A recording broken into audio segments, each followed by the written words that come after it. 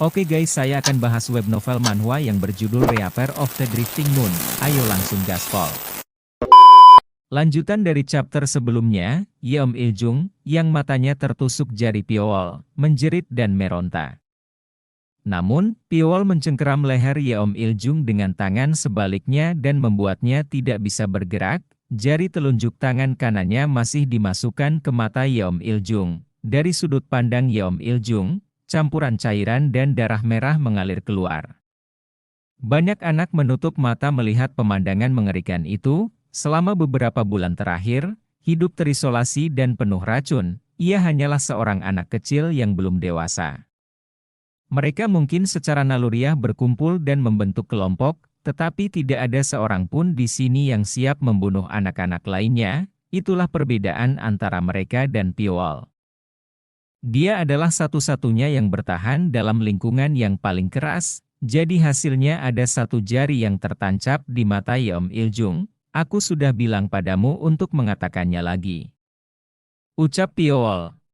Yeom Il-jung mengerahkan seluruh kekuatannya untuk melepaskan diri dari tangan Pyeol. Tapi dia tetap tak tergoyahkan. Anak-anak yang mengikuti Yeom Il-jung mengepung Pyeol. Lepaskan tangan itu.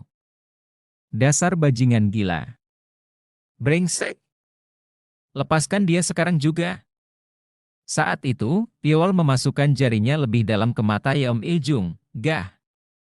Jeritan putus asa Yeom Il-jung terus bergema di rongga bawah tanah. Mata anak-anak yang hendak berlari melihat pemandangan menyeramkan itu tertunduk.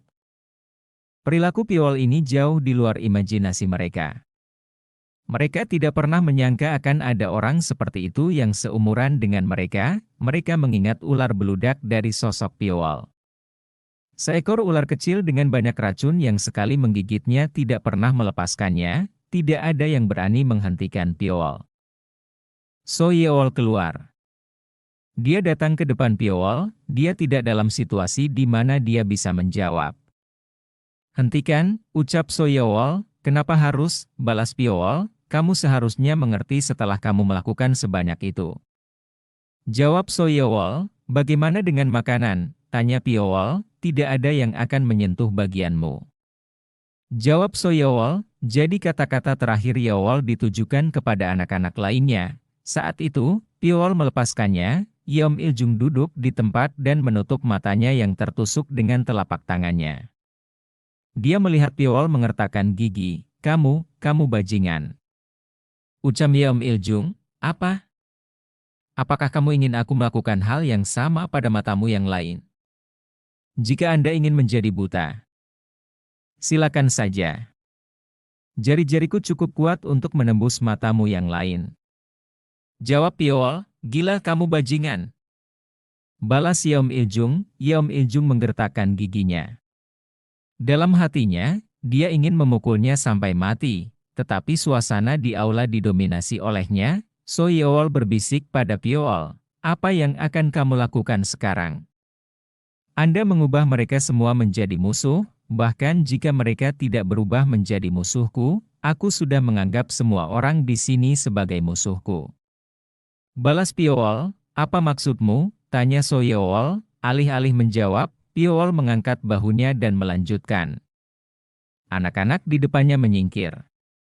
Pyeol melewati mereka dan naik ke atap gedung di dekatnya. Atap bangunan mempunyai tempat terbaik untuk memantau area tersebut. Dengan apa yang dia lakukan pada Yeom Il-jung barusan, Pyeol membuat semua anak di rongga bawah tanah bermusuhan. Tempat tertinggi dipilih karena perlu untuk memantau apakah anak-anak akan mendekatinya secara diam-diam saat waktu makan. Ini ujian untuk menyaring anak-anak yang berguna, pikir Pyeol. Melemparkan anak-anak satu persatu ke tempat yang benar-benar terputus dari luar jelas merupakan proses untuk menyaring anak-anak yang berguna. Proses seperti itu tidak bisa segera berakhir. Proses ini akan terulang terus-menerus, dan jelas bahwa banyak anak akan terus meninggal dalam proses tersebut, membuat anak-anak saling membunuh atau membuat mereka saling curiga. Jika itu terjadi, semua orang akan menjadi musuh satu sama lain, gumam Pyeol. Pyeol lama sekali memandangi panorama di bawah rongga bawah tanah. Makanan turun sekali sehari. Selalu pada waktu yang sama, saat makanan sudah habis, masing-masing kelompok bertarung untuk mendapatkan lebih banyak makanan. Semakin banyak terjadi, semakin menonjol kehadiran anak-anak yang menjabat sebagai ketua masing-masing kelompok. Kelompok Soyeol menunjukkan kehadiran terbesar. Dia merawat anak-anaknya dengan baik. Kelompok Kang Il terbesar kedua, dia adalah tipe orang yang menunjukkan kepemimpinannya melalui tindakan. Kelompok Go yang San terbesar. Ketiga, dia memiliki kepribadian yang kuat, sedangkan kelompok yang dipimpin oleh Yeom Il-jung anak-anak yang mengikutinya satu persatu pergi, karena kejadian yang sebelumnya oleh Pyeol. Oleh karena itu, Yeom Il-jung menyimpan dendam terhadap Pyeol. Pyeol juga mengetahui hal itu, tapi dia tidak terlalu memperhatikannya. Dia hanya akan mengambil bagian makanannya dan menghilang di tempat lain. Tempat yang ditempati Pyeol berada dalam kegelapan terdalam sehingga mustahil untuk melihat apapun di depan. Dia memilih ruang bawah tanah tempat dia dikurung karena menurutnya itu adalah tempat paling aman. Oleh karena itu, Pyeol menghabiskan sebagian besar waktunya di ruang tempat ia pertama kali dikurung, melatih staminanya, atau mengembangkan toleransinya terhadap racun dengan cara digigit ular. Sekarang waktunya makanan diturunkan. Semua pemimpin berada di sana. Yeom Il-jung menatap Pyeol dengan satu matanya. Meskipun ada keganasan di matanya, ada juga ketakutan. Kang Il dan Go Yeong-san juga mewaspadai Pyeol, tapi tidak menunjukkan permusuhan tertentu. Satu-satunya yang mengungkapkan perasaan baik terhadap Pyeol adalah Soyeol. Soyeol mendekati Pyeol. Apa gunanya tinggal di tempat gelap di mana kamu bahkan tidak bisa melihat apapun di depanmu? Daripada tinggal sendirian seperti ini, kenapa tidak datang dan bergabung dengan grup kami? Saya yakin saya sudah menjawab pertanyaan itu sebelumnya. Balas Pyeol, bukankah seharusnya jawabanmu berubah tergantung situasinya? Tanya Soyeol, terlepas dari kata-kata Pyeol yang belak-belakan, Soyeol tidak kehilangan senyumnya.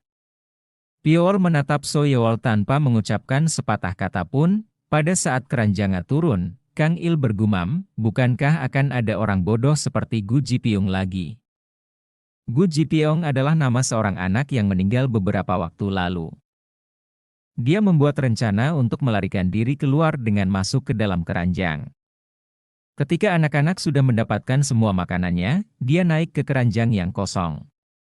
Namun, saat keranjang sedang ditarik tinggi-tinggi di udara, tali yang mengikat keranjang dari atas tiba-tiba putus. Pada akhirnya, Gu Jipyong terjatuh ke lantai dan meninggal secara mengenaskan. Keranjang itu tidak turun selama 3 hari setelah itu. Saat itu, anak-anak harus kelaparan. Itu adalah peringatan yang jelas. Akhirnya keranjang makanan itu jatuh ke lantai. Ekspresi anak-anak yang melihat ke dalam keranjang berubah. Mengapa jumlahnya hanya sebanyak ini? Jumlah makanannya berkurang. Apa? Senyuman menghilang dari wajah Soyeol, dan para pemimpin lainnya tidak bisa menyembunyikan ekspresi bingung mereka. Mengamankan makanan adalah hal yang sangat penting di tempat tertutup ini. Dalam kegelapan, warna merah masih melekat di mata Pyeol. Telah dimulai, gumam Pyeol. Suasana mengerikan sudah terasa di antara anak-anak. Soyeol dan para pemimpin lainnya saling memandang. Sejauh ini mereka telah mendistribusikan makanan secara adil. Meski jumlahnya kurang, namun mampu mengenyangkan perut anak-anak yang mengikutinya sampai batas tertentu. Namun, karena jumlah makanan berkurang, tidak terbayangkan bisa memuaskan rasa lapar mereka sepenuhnya. Alangkah baiknya jika mereka berhenti di level ini, namun Pyeol memperkirakan bahwa makanannya akan semakin berkurang mengingat perilaku mereka selama ini. Aku hanya mengambil ini. Ucap Pyeol. Pyeol hanya melihat bagiannya sekilas. Makanan di tangannya telah berkurang secara signifikan dibandingkan sebelumnya. Alis Soyeol dan para bosnya berkedut. Sejauh ini mereka secara implisit mengakui bagian Pyeol. Ini karena Pyeol meninggalkan kesan yang kuat, namun segalanya kini telah berubah, bahkan jumlah kecil yang diambil Pyeol sepertinya hanya sia-sia. Satu-satunya alasan mereka tidak melakukan apapun adalah karena jumlahnya telah berkurang untuk pertama kalinya hari ini.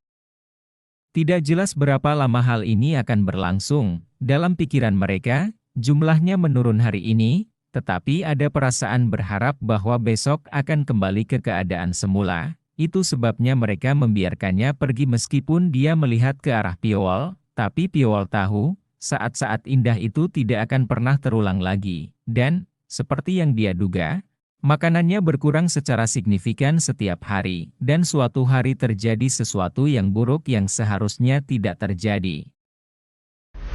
Terima kasih guys sudah mau dengarkan video ini. Kalau ada salah atau kurang enak didengar mohon masukannya guys.